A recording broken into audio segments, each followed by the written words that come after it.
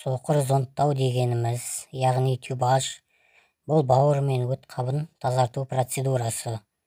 Оны балаларға да, ересектерге де жасауға болады.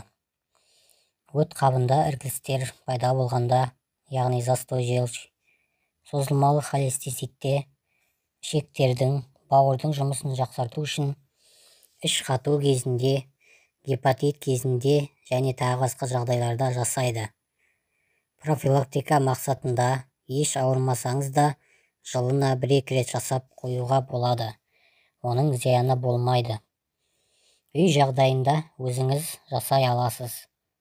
Тюбаж жасамас бұрын 3-4 күн бұрын көп майлы тамақ қолданбай, оның орнына көкөністер, жемістер көбірек жеп дайындалсаңыз тіптен жақсы.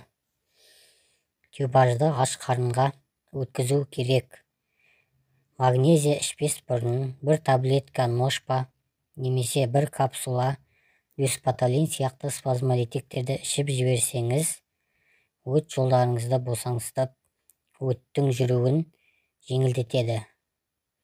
Одан кейін 1 стаканға 150 мл жылы суға порошок түріндегі магнезияны 2 ас қасық алып, араластырып әбден ерітіп ішеміз. Магнезия орнына ксилит, сорбитті де қолдануға болады. Бірақ қазір магнезия жайлы айтатын боламыз. Одан кейін оң жақ бүйіріне жатып, бауыр тұсымызға жылы грелка басамыз. Грелканың электр түрін немесе су құйылған түрін пайдалануға болады. Осылай 1-1,5 сағат жататын боламыз.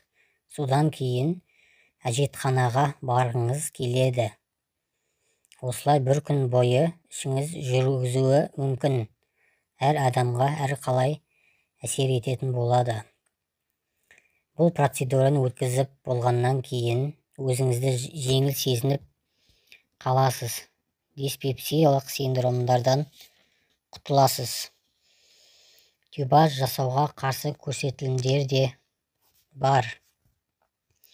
Егер өт қалтасында тас болса, немесе кейбір бауыр кисталарында жасауға тыйым салынады. Процедура жасамас бұрын бауыр мен өт қалтасын ультрадыбыстық зерттеуден өткізіп алған жөн. Тюбажды жиі жасауға да тыйым салынады. Себебі ішті өткізетін қасиеті болғасын адам сусызданып, микроэлементтер жетіспеушілігіне әкелуі мүмкін. Сонымен қатар тоқ ішектегі пайдалы бактерияларды шайып кетеді.